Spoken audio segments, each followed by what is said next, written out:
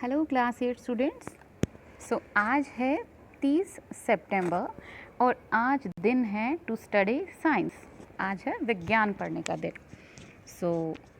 करते हैं हम अपनी वर्कशीट नंबर 4 स्टार्ट। आज हमें साइंस की वर्कशीट नंबर 4 जो है वो डायरेक्टरेट ऑफ एजुकेशन दिल्ली से जो है वो हमें रिसीव हुई है, तो हम इसे पढ़ना स्टार्ट करते हैं।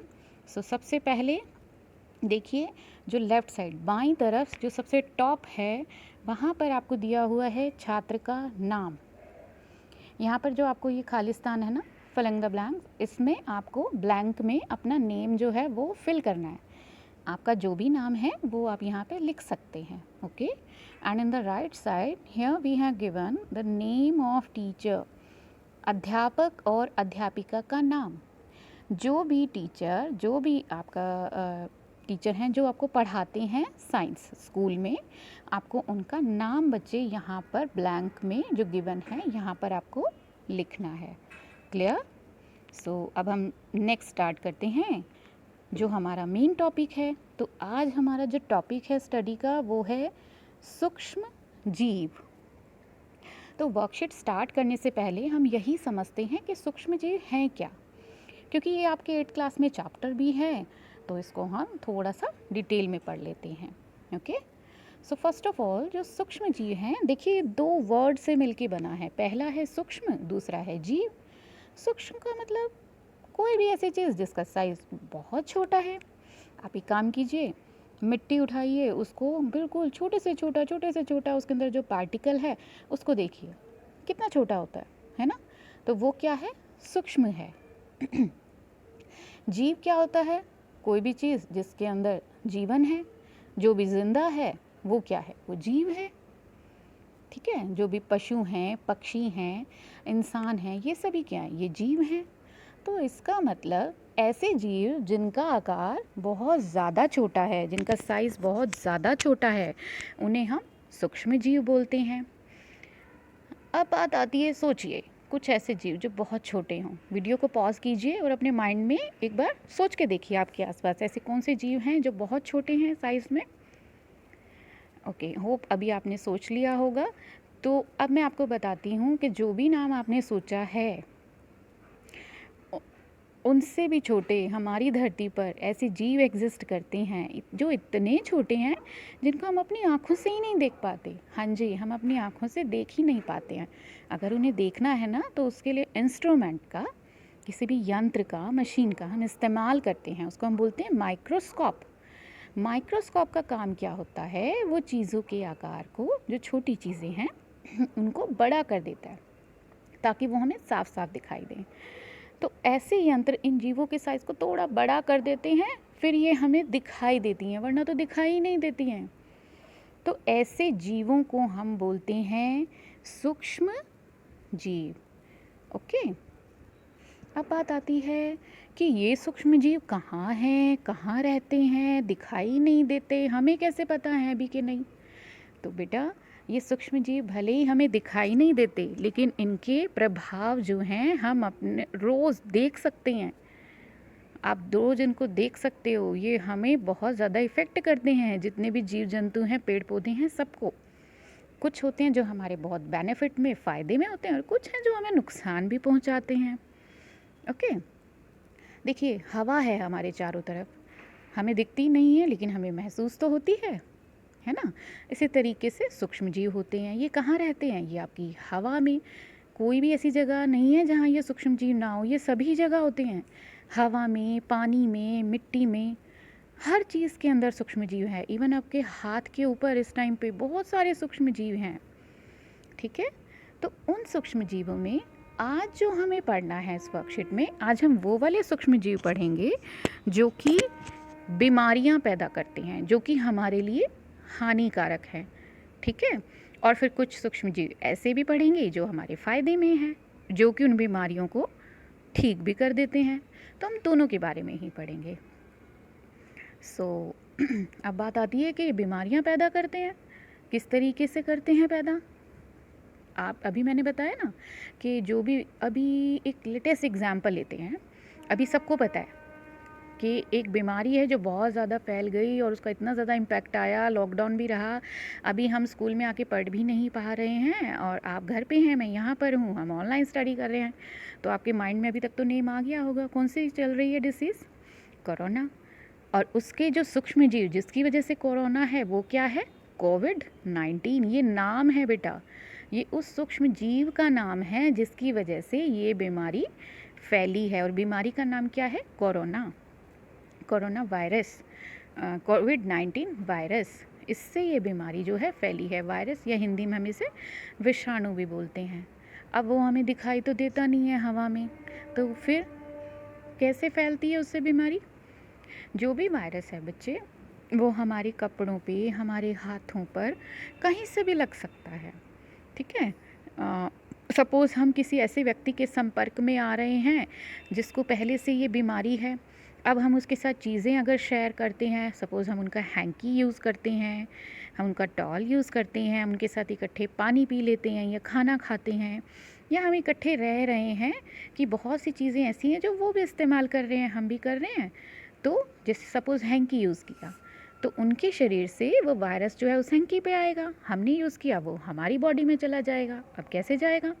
आपने उस हैंकी को छुआ, आपके हाथ पर वायरस आया, उसको हाथ को आपने आँख में सपोज़ लगा लिया, तो वो आपकी आँख से एंटर कर सकता है। आपने नाक पे लगाया हाथ, तो नाक से कर सकता है। हवा में वायरस है, सांस लोगे तो वहाँ से जा सकता है, ठीक है। या आपके मुंह से जा सकता है, किसी भी बीमारी का, ज़रूरी नहीं कोरोना, जितनी भी बीमारियाँ हैं ये इसी तरीके से फैलती हैं। या तो हवा से जो है विषाणु वो हमारे शरीर में जाएगा, या पानी से जाएगा, या खाने के साथ जाएगा, ठीक है। तो इस तरीके से ये सूक्ष्म जीव हमारे शरीर के अंदर एंटर कर जाते हैं, अंदर चले जाते हैं। और जैसे ही ये अंदर जाते हैं, ये क्या करते हैं, ये बहुत तेज़ी से बढ़ना शुरू कर देते हैं। जैसे सपोज़ अगर एक वायरस भी गया है ना, तो वो विदिन सेकेंड्स, कुछ सेकंड में ही 1 से 2 वो मल्टीप्लाई होना शुरू कर देते हैं। मल्टीप्लाई का मतलब होता है 1 से 2, 2 से 4, 4 से 16, ऐसे गुणा होते चले जाते हैं। और कुछ ही घंटों के अंदर ये हमारे शरीर में लाखों हो जाते हैं और हमारे शरीर को पूरी तरीके से पूरी तरीके से ये बीमार कर देते हैं। तो इस तरीके से हमारा शरीर बीमार पड़ जाता है। तो ये हमारे फ़ायदे में हुए या नुकसान में? जो हमें बीमार करे इसका मतलब हमारे नुकसान में हुए। तो अभी हम करते हैं वर्कशीट जो गिवन है उसको हम थोड़ा सा रीड करते हैं, फिर हम इसे फर्दर और आगे जो है एक्सप्लेन करेंगे। तो मैं जो अभी रीडिंग स्टार्ट कर रही हूँ वो मैं कर रही हूँ यहाँ से, आपकी फर्स्ट लाइन से। कल रात पिंकी के भाई को बहुत तेज़ बुखार आया, साथ में उसके पेट में दर्द भी था और उल्टी भी हो रही थी। माँ उसे डॉक्टर के पास लेकर गई। डॉक्टर ने कहा कि उसके भाई को एंटीबायोटिक की गोली या इंजेक्शन देना पड़ेगा। देखिए, जब बीमार होते हो डॉक्टर के पास जाते हो तो डॉक्टर जो हैं क्या करते हैं, या तो आपको मेडिसिन, दवाई की गोलियां दे देते हैं, या आपको इंजेक्शंस लगा देते हैं। तो किस लिए देते हैं? बीमारी को ठीक करने के लिए, है ना। अब यहाँ वर्ड आया एंटीबायोटिक। गोली और इंजेक्शन तो ठीक है, बट ये एंटीबायोटिक क्या होता है? तो हम इस एंटीबायोटिक के बारे में पढ़ते हैं कि एंटीबायोटिक एग्जैक्टली है क्या, ठीक है। तो यहाँ से हम देखते हैं, रीडिंग जो है हम पढ़ना शुरू करते हैं। देखिए,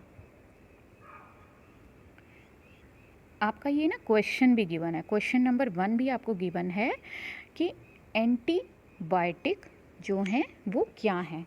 so this is your answer number 1। आप इसको नोटबुक में जब राइट करोगे ना, तो आप यहाँ से इसको इस पूरे आंसर को लिखेंगे, ठीक है।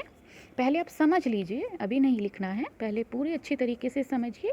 At the end of the video आप इसको दोबारा से चेक करके फिर लिख लेना।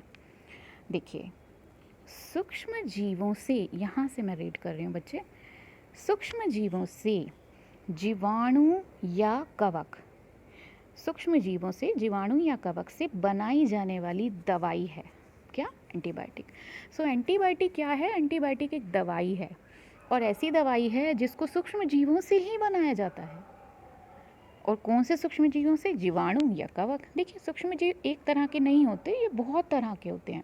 जो बीमारी फैलाते हैं उनको हमने विषाणु बोल दिया। इसी तरीके से कुछ जीव हमारे जो फ़ायदे में हैं उनको हम फ़ायदा या नुकसान दोनों में है, उनको हम जीवाणु बोल देते हैं। कवक भी एक तरीके के सूक्ष्म जीव होते हैं। तो ऐसे जीवाणु, हम कुछ ऐसे जीवाणु लेते हैं जो हमारे बेनिफिट में, फ़ायदे में हैं, और कवक है, उनसे दवाइयाँ तैयार की जाती हैं। तो उन दवाइयों को हम एंटीबायोटिक बोलते हैं। अब ये एंटीबायोटिक ऐसा करती क्या है कि हमारी बीमारी ठीक हो जाती है। तो देखिए बच्चे, जैसे ही हम एंटीबायोटिक की या तो गोली लेते हैं या इंजेक्शन से जो दवाई है वो हमारे शरीर में डॉक्टर्स जो है डालते हैं, वो शरीर में जाने के बाद क्या करती हैं? सबसे पहले तो बीमारी के जो विषाणु हैं वो घुस गए हमारी बॉडी में और बहुत जल्दी फास्ट बढ़ गए और हमें बीमार कर दिया। फिर हमने ली दवाई, तो ये जीवाणु जाते हैं बॉडी में, ये दवाइयाँ जाती हैं, ये उन विषाणुओं को पूरी तरीके से ख़त्म कर देती हैं, मार देती हैं। जब जीवाणु ही नहीं बचेगा तो फिर बीमारी भी अपने आप ठीक हो जाएगी ना। तो ये दवाइयाँ हमारी बॉडी में जाने के बाद बीमारी पैदा करने वाले जीवाणुओं को नष्ट मीन्स ख़त्म, मार देती हैं और उनकी वृद्धि को भी रोक देती हैं। वृद्धि का मतलब होता है किसी भी चीज़ का बढ़ना। ये बीमारी वाले विषाणु जो बॉडी में जाके बढ़ना शुरू कर देते हैं ना, तो ये दवाइयाँ उनको बढ़ने से पहले तो रोकती हैं कि ये और ज़्यादा ना बढ़ें। फिर जो रह गए हैं उनको धीरे धीरे मारती चली जाती है। जब पूरी तरीके से ख़त्म हो जाते हैं तो हम एकदम हेल्दी हो जाते हैं, ठीक हो जाते हैं, है ना। अब पशु पक्षियों और पौधों में भी रोग नियंत्रण के लिए एंटीबायोटिक का प्रयोग किया जाता है।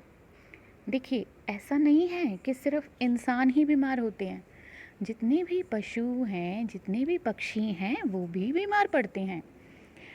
कुछ लोग तो देखो घर में पालतू जानवर भी रखते हैं, है ना, जैसे कि डॉग है, कैट है, काऊ है, बफेलो है, गॉट है, ये हम अपने घरों में भी रखते हैं। अब जिनके घरों में होंगे वो तो जानते होंगे कि ये भी बीमार पड़ते हैं, तो हम डॉक्टर्स के पास लेके जाते हैं, इनको भी इंजेक्शन्स दिए जाते हैं, है ना। तो इंजेक्शन्स, ये भी ऐसे ही बीमार पड़ते हैं जैसे इंसान है, मतलब सूक्ष्म जीव अगर इंसानों को बीमार करते हैं तो वो जानवरों को भी करते हैं। दवाइयाँ हम भी खाते हैं तो इंजेक्शन्स एनिमल्स को भी लगते हैं। इंजेक्शन जो हमारी बॉडी में काम करते हैं उन सूक्ष्म जीवों को मारने का, ऐसे ही एनिमल की बॉडी में भी करते हैं। उन सूक्ष्म जीवों को जो बीमारी फैला रहे हैं उन्हें मार देते हैं और वो भी हेल्दी हो जाते हैं। अब बात आती है पेड़ पौधों की। कभी आपने सोचा है कि पेड़ पौधे भी बीमार होते हैं? हाँ जी, कुछ पेड़ पौधे हैं जो एकदम से स्वस्थ होते हैं, ठीक है, स्वस्थ मीन्स एकदम हेल्दी होते हैं, हरे भरे होते हैं, पर एकदम से ही वो मुरझा जाते हैं, धीरे धीरे उनके पत्ते जो हैं पीले पड़ने शुरू हो जाएंगे, झड़ जाएंगे और धीरे धीरे वो पौधा पूरी तरीके से सूख जाता है। उसका कारण, जबकि हम उसमें पानी भी दे रहे हैं, खाद भी दे रहे हैं, फिर भी नहीं वो पनप रहा है, तो इसका मतलब होता है कि उस पौधे को कोई सूक्ष्म जीव जो है, जो विषाणु है, वायरस है, वो उसकी जड़ों के जरिए उस पौधे के अंदर जा चुका है और वो उस पौधे को अंदर से बीमार करके मार रहा है। तो उसके लिए क्या चाहिए? उसके लिए भी दवाई दी जाती है। आपने देखा होगा खेतों में भी दवाइयों का छिड़काव किया जाता है, ठीक है। तो वो जो दवाई है वो भी क्या करती है, वो जब हम डालते हैं पौधे पर तो वो पानी में, मिट्टी में जो हम पानी देते हैं ना, उसमें घुल के पौधे के अंदर चली जाती है और जो बीमारी पैदा करने वाले विषाणु हैं उन विषाणुओं को पहले तो रोक देती है बढ़ने से, फिर उन्हें मार देती है, तो पौधे भी फिर से हरे भरे हो जाते हैं और स्वस्थ हो जाते हैं। तो ऐसी दवाइयों को हम बोलते हैं एंटीबायोटिक। ओके, सो ये था आपका क्वेश्चन नंबर 1 का आंसर भी था एंड आई होप कि इसको आप अच्छे से समझ भी गए हैं। देखिए बच्चे, साइंस में ओनली क्वेश्चन के आंसर्स राइट करना ये आपका पर्पज़ नहीं होना चाहिए। साइंस होती है समझने के लिए। किसी भी चीज़ को आप समझ के करेंगे ना तो वो आपको बहुत अच्छी लगेगी, बहुत इंटरेस्टिंग लगेगी। तो अभी बस आप समझिए। ओके, सो नेक्स्ट हम करते हैं कि एंटीबायोटिक्स। अब एंटीबायोटिक्स, देखिए दवाइयों के भी ना नाम होते हैं, तो जैसे एंटीबायोटिक है उसके भी अलग अलग नाम हैं। सो क्वेश्चन नंबर 2 भी आपका गिवन है कि नहीं 3 एंटीबायोटिक के नाम पढ़िए। ये नाम थोड़े से डिफ़िकल्ट हैं लेकिन इट्स ओके, अगर आप इनको ध्यान से करेंगे ना तो ये नाम अच्छे से लर्न होंगे। इनको लर्न करने का या बोलने का, प्रोनाउंस करने का एक मेथड है। कोई भी वर्ड जो बड़ा है ना उसको आप पार्ट्स में डिवाइड करो, और फिर पढ़ो, अच्छे से पढ़ा जाएगा। देखिए, ये है हमारा क्वेश्चन नंबर 2 का आंसर। एंटीबायोटिक के नाम। तो हम एंटीबायोटिक के नाम जो हैं इनको हम रीड आउट करने का ट्राई करते हैं। देखिए, ये है टेट्रासाइक्लिन। पूरा हम बोलेंगे तो क्या हो गया, टेट्रासाइक्लिन। आप इसको बोलने का प्रैक्टिस कीजिए, साथ के साथ लर्न भी हो जाएगा। Okay, next is penicillin. Penicillin, penicillin जो है बहुत फेमस एंटीबायोटिक है। ये फर्स्ट एंटीबायोटिक थी जो कि वर्ल्ड में बनाई गई थी। इनको अलेक्जेंडर फ्लेमिंग ने बनाया था। उसके बाद जो थर्ड है वो है स्ट्रेप्टोमाइसिन। स्ट्रेप्टोमाइसिन, ओके, क्या हो गया ये, स्ट्रेप्टोमाइसिन। तो आपकी जो 3 एंटीबायोटिक्स हैं वो क्या हैं, टेट्रासाइक्लिन, पेनिसिलिन, टेट्रोमाइसिन। ओके, नाउ नेक्स्ट हम रीड आउट करते हैं जो हमारा क्वेश्चन नंबर 3 है, वो हम देखते हैं। क्वेश्चन नंबर 3 हमें गिवन है अलेक्जेंडर जो हमारी फर्स्ट एंटीबायोटिक है वो किसने बनाई, उनका नाम क्या था और कौन सी एंटीबायोटिक जो है वो बनाई गई। तो यहाँ पर है आपका क्वेश्चन नंबर 3 का answer. Your answer number 3 is है, ये आपको राइट डाउन करना है। यहाँ पर अब हम एक बार इसको रीड भी कर लेते हैं। देखिए, अलेक्जेंडर फ्लेमिंग, हिंदी में भी आपको राइट है, इंग्लिश में भी राइट है, दोनों में आप लिख सकते हैं। अलेक्जेंडर फ्लेमिंग ये थे साइंटिस्ट, रिसर्चर थे, ठीक है, जिन्होंने फर्स्ट एंटीबायोटिक मेडिसिन, दवाई वो बनाई, और उस दवाई का नाम था पेनिसिलिन। ओके, चलिए अब हम अपना नेक्स्ट जो है टॉपिक स्टार्ट करते हैं। यहाँ तक हमारा ख़त्म होता है एंटीबायोटिक के बारे में कि एंटीबायोटिक क्या होती हैं, किसने बनाई, कोई 3 एंटीबायोटिक हमने बता दी। एंटीबायोटिक का काम क्या है, बीमारियों को ख़त्म करना। किस रूप में होती हैं, गोली के रूप में होती हैं, इंजेक्शन के रूप में होती हैं। तो अब हम आगे देखते हैं, आगे हमारे इस टॉपिक के अंदर हमें क्या गिवन है वो हम रीड आउट करते हैं, देखते हैं किस बारे में है। तो बच्चे, जो हमारा नेक्स्ट टॉपिक है ना वो है अबाउट वैक्सीन। वैक्सीन नाम आपने आजकल तो बहुत ज़्यादा सुना होगा बेटा, वैक्सीन नाम सुना है न्यूज़ में। जब से कोरोना जो है फैला है तब से एक ही न्यूज़ जो है वो चल रही है कि पूरे वर्ल्ड में, ऑल अराउंड द ग्लोब, जो साइंटिस्ट हैं, जो रिसर्चर हैं, वो कोरोना डिसीज़ के लिए वैक्सीन बनाने के लिए रिसर्चेस कर रहे हैं। वैक्सीन, अब हम सोचते हैं इसका मतलब कुछ ना कुछ दवाई बनाने के लिए वो ट्राई कर रहे हैं। हाँ, तो अब हम उसको थोड़ा सा डिटेल में पढ़ते हैं कि एग्जैक्टली ये वैक्सीन जो है ये किस तरीके की दवाई है। जैसे हमने एंटीबायोटिक के बारे में पढ़ा ना, किस तरीके की दवाई है, किससे बनती है, ऐसी वैक्सीन क्या चीज़ है, कैसे बनती है, क्या काम करती है, वो हम पढ़ते हैं। ओके, तो एक बार हम रीड करते हैं और फिर हम इसके बारे में पढ़ेंगे। वैक्सीन को बच्चे हिंदी में बोला जाता है टीका। और वैक्सीन बॉडी के अंदर जब इंजेक्ट की जाती है, डाली जाती है, उसको हम बोलते हैं टीकाकरण। ठीक है, टीकाकरण हम उसे बोलते हैं, राइट। सो पढ़ते हैं हम इसके बारे में। अब देखिए, यहाँ से इसकी रीडिंग जो है मैं अब यहाँ से स्टार्ट करती हूँ। आप यहाँ से मेरे साथ जो है इसको पढ़िए। पढ़ने से क्या होता है, देखिए को साइंस ठीक है हमें समझना चाहिए, बट हमें पढ़ना भी चाहिए, उससे हमारी रीडिंग हैबिट जो है वो भी इम्प्रूव होती है। तो हम पढ़ते हैं। आपने पल्स पोलियो टीकाकरण के बारे में ज़रूर सुना होगा, एंड आई एम श्योर आप सब ने ज़रूर सुना होगा। सुना है आपने, बोलते ना कि पोलियो ड्रॉप्स, छोटे बच्चों को पोलियो ड्रॉप्स पिलाने के लिए आप आएँ। कई बार तो रेलवे स्टेशन पर भी पिलाते हैं, घर आकर भी पिला जाते हैं, है ना। तो ये किस लिए पिलाते हैं, बच्चा बीमार नहीं होता है फिर भी बोलते हैं आप आइए और उसे पिलाइए। और एक चीज़ और देखी होगी, देखिए जैसे ही एक न्यू बेबी बॉर्न होता है, बच्चा जब पैदा होता है, उस टाइम पे डॉक्टर्स जो हैं हॉस्पिटल में बुलाते हैं और ये बोलते हैं कि बच्चे को कुछ बीमारियों के टीके लगाने हैं। 1 या 1.5 साल तक होने तक बच्चे को वो इंजेक्शंस लगाए जाते हैं। अगर आपको नहीं पता है तो अपनी मम्मा से पूछिए, वो आपको बताएंगे। आपको भी जब आप छोटे होंगे ना तो आपको इंजेक्शंस लगे होंगे। जबकि आप बीमार नहीं हैं, फिर ये इंजेक्शंस कौन से हैं, किस लिए लगाए जाते हैं? देखिए बेटा, कुछ बीमारियां ऐसी होती हैं जो कि बहुत ही खतरनाक होती हैं, जैसे कि पोलियो। अगर पोलियो हो जाता है तो हमारे जो दोनों पैर हैं वो ख़राब हो जाते हैं। हमें बैसाखी का या व्हील चेयर है वो पूरी ज़िंदगी यूज़ करनी पड़ेगी, अपने पैरों पर खड़ा नहीं हो सकता। तो ये कितनी खतरनाक बीमारी है ना?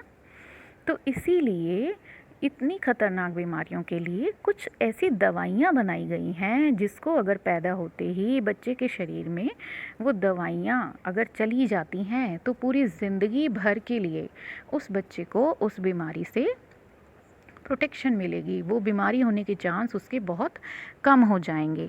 ठीक है, जैसे कि पोलियो मैंने आपको बताया। इसी तरीके से पहले जो है मिज़ल्स, खसरा, एक बीमारी जो है काफ़ी ज़्यादा, वो भी भयानक बीमारियों में से आती है, उसका भी इंजेक्शन बच्चे को लगाया जाता है।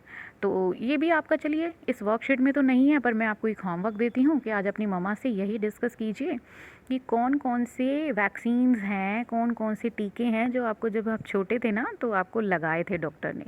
तो आपको पता चलेगा कि ये बीमारियाँ होती हैं और हाँ, वो इंजेक्शन्स आपको भी लगाए गए हैं। तो ऐसे ही इंजेक्शन्स को, ऐसे ही दवाइयों को हम वैक्सीन्स बोलते हैं, जो कि ख़तरनाक बीमारियों को रोकने के लिए शरीर में जो है वो दवाइयाँ डाली जाती हैं। और ये दवाइयाँ कुछ दिन के लिए काम नहीं करती बल्कि पूरी ज़िंदगी के लिए काम करती हैं और हमें उस बीमारी से बचाती हैं। अब ऐसी दवाई जो एक बार ली और पूरी ज़िंदगी के लिए बचाती है, ऐसा कैसे होता है? इसके बारे में पढ़ते हैं हम। ठीक है, देखिए होता क्या है कि चलिए हम रीड कर लेते हैं, रीड करके और फिर मैं आपको इसको अच्छे से एक्सप्लेन भी कर देती हूँ होता क्या है। ठीक है, यहाँ से हम रीडिंग स्टार्ट करते हैं। टीका या वैक्सीन के द्वारा रोग फैलाने वाले मृत या कमज़ोर जीवाणु हमारे शरीर में डाले जाते हैं और इन जीवाणुओं से लड़ने के लिए हमारा शरीर प्रतिरक्षी उत्पन्न करता है। इस प्रकार हमारा शरीर रोगों से लड़ने के लिए तैयार रहता है। अब इसे ध्यान से समझिए क्या होता है। देखिए, वैक्सीन एक्चुअली होती क्या है, जैसे हम इसको एक एग्जांपल से समझते हैं, पोलियो से ही। जो पोलियो है ना, वो हमारे शरीर में अगर किसी को भी हो जाता है तो उसका कारण भी क्या होता है, वायरस, विषाणु होते हैं। वो विषाणु हमारे शरीर में चले जाते हैं और पोलियो कर देते हैं। ठीक है, रोगग्रस्त हो जाता है, हम बीमार हो जाते हैं। ठीक है, तो वैक्सीन्स ऐसी दवाइयाँ हैं जो किससे बनाते हैं, इन बीमारी वाले सूक्ष्म जीवों से ही बनाई जाती हैं। ठीक है, लेकिन उसमें अब आप कहेंगे जो हमें बीमार कर रहा है उन्हीं को हमारे शरीर में डाल रहे हैं, तो हमें बीमार करेंगे या बचाएंगे? तो उसका रीज़न ये होता है कि जो बीमारी फैलाने वाले हैं विषाणु, उन्हीं से तो बन रही हैं।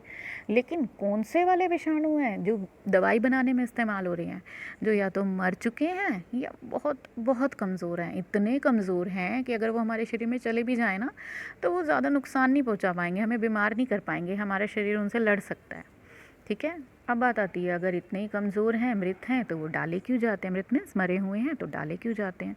उनको डालने का ना बेटा एक पर्पज़ होता है। देखिए, हमारा जो शरीर है ना वो किस तरीके से काम करता है, पहले मैं आपको वो समझाती हूँ। हमारे शरीर का एक इम्यून सिस्टम होता है जिसको बोलते हैं प्रतिरोधक क्षमता, इम्यूनिटी पावर।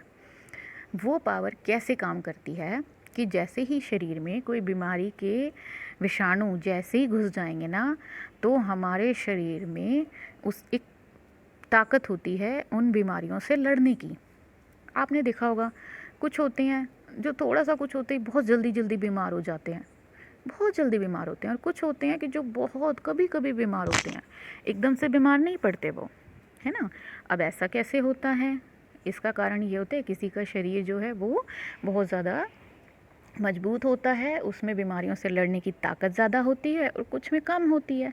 इसी ताकत को हम क्या बोलते हैं? प्रतिरोधक क्षमता, इम्यूनिटी पावर। ठीक है, जो एकदम हेल्दी बॉडी होगी उसकी इम्यूनिटी पावर उतनी ज़्यादा होगी, उसको बीमारियां उतनी कम लगेंगी। क्यों? क्योंकि अगर उसके अंदर ऐसा नहीं है बीमारी के वायरस जा नहीं रहे, जा रहे हैं, लेकिन उनकी बॉडी जो है अंदर से उनसे लड़ती है। जो विषाणु है, अब लड़ती कैसे है? वहाँ पे चाकू तलवार नहीं चल रहे हैं, वो लड़ने का मतलब है कि जैसे ही बीमारी के विषाणु अंदर गए वो उनको मार देती हैं, उनको बढ़ने ही नहीं देती। अगर वो बढ़ेंगे नहीं तो शरीर बीमार भी नहीं होगा, है ना। लेकिन जिनके शरीर कमज़ोर हैं उसमें विषाणु जाएंगे, वो बढ़ना शुरू हो जाएंगे, शरीर उन्हें रोक नहीं पाएगा और वो बढ़ते चले जाएंगे, शरीर को बीमार कर देंगे। ठीक है, ये होती है बच्चे इम्यूनिटी पावर, प्रतिरोधक क्षमता। अब बात आती है वैक्सीन पे, आ जाते हैं अब हम दोबारा। वैक्सीन देखिए क्या करता है। मैंने अभी बताया कि प्रतिरोधक क्षमता कब हमारा शरीर में बनती है, जब कोई बीमारी के विषाणु हमारे शरीर में अंदर चले जाते हैं। तो वैक्सीन भी वही काम करती है। जो बीमारी वाले हैं ना, उनमें से जो मरे हुए हैं या कमज़ोर हैं, सिर्फ उनको हम हमारे शरीर में डाल देते हैं। जैसे ही डालते हैं तो शरीर के अंदर अपने आप से ही जो ताकत है वो पैदा हो जाती है कि अच्छा बीमारी वाले आ गए हैं, अब जीवाणु, इनको ख़त्म करना है, इनको मारना है।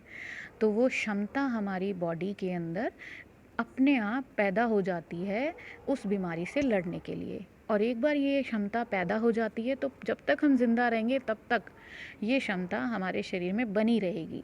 कभी भी ये अगर हमारे शरीर में घुस गए ये जीवाणु, तो वो बॉडी उनसे अपने आप ही लड़ लेती है।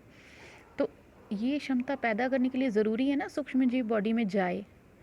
अब अगर हम टीका नहीं लगवाते हैं, एकदम से जाएंगे विषाणु, अब वो तो शक्तिशाली भी हो सकते हैं। अब इतने शक्तिशाली हो सकते हैं, ज़रूरी नहीं है कि हमारी बॉडी में एकदम से उतना क्षमता पैदा और वो उन्हें हरा दे, उन्हें ख़त्म कर दे, है ना। तो हमें इंतज़ार नहीं करना कि शक्तिशाली विषाणु जाएं, उससे पहले हम मरे हुए डाल देंगे ताकि वो क्षमता जो है वो पहले ही पैदा हो जाए। अगर वो क्षमता पहले ही है हमारे शरीर में, तो बाद में कभी अगर शक्तिशाली वाले जो हैं, पावरफुल जो वायरसेस हैं, अगर वो एंटर भी करते हैं तो आराम से हमारी बॉडी उनसे लड़ लेगी। ठीक है, इसीलिए हम मृत जीवाणुओं को या कमज़ोर जीवाणुओं को शरीर में डालते हैं।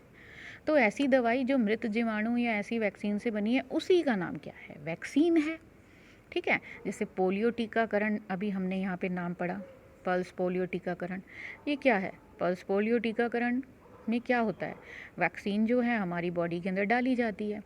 वैक्सीन मतलब ऐसे जीवाणु या मृत जीवाणुओं से बनी हुई दवाई जो कि पोलियो फैलाते हैं, वो हमारे शरीर में पहले ही डाल दी। जैसे ही वो बॉडी में गई, बॉडी के अंदर जो पावर है वो आ जाएगी उनसे लड़ने की।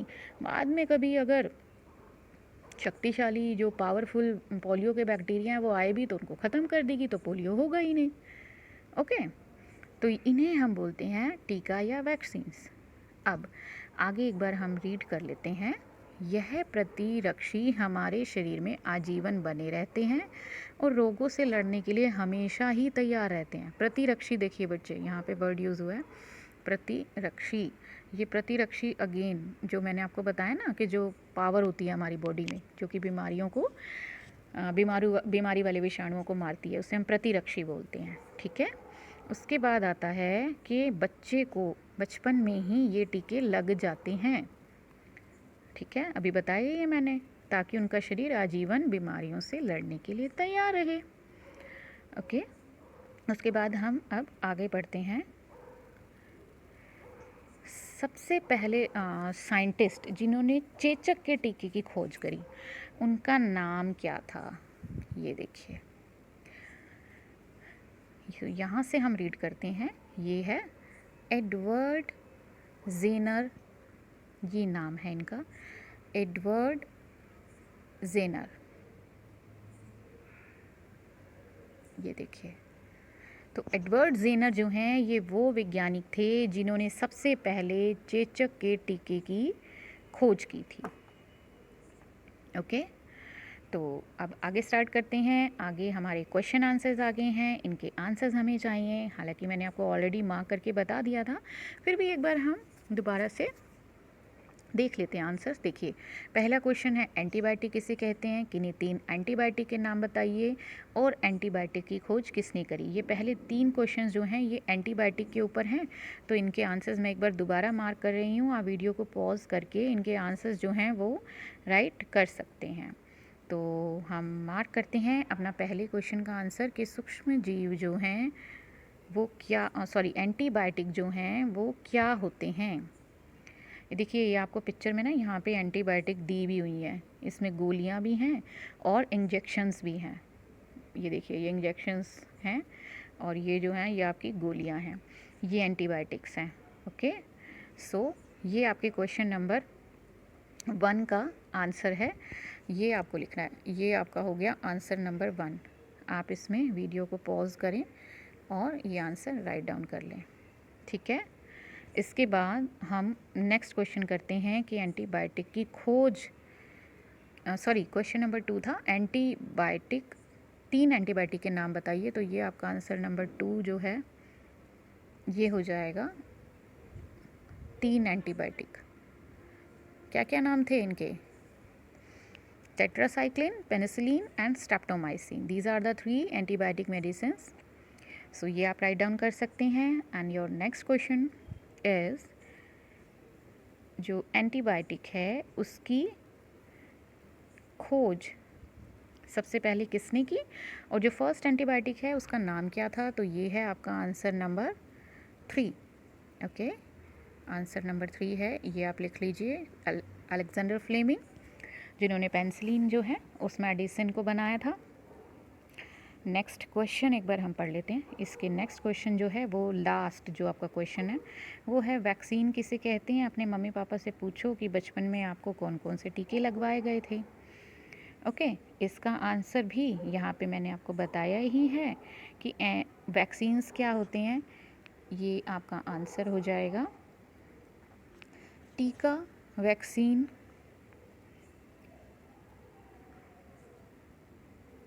ये देखिए यहाँ हम लिखेंगे टीका या वैक्सीन के द्वारा रोग फैलाने वाले मृत या कमज़ोर जीवाणु हमारे शरीर में डाले जाते हैं, जो प्रतिरक्षी उत्पन्न करते हैं और हमारा शरीर जो है रोगों से लड़ने के लिए तैयार हो जाता है। इन्हीं को हम क्या बोलते हैं?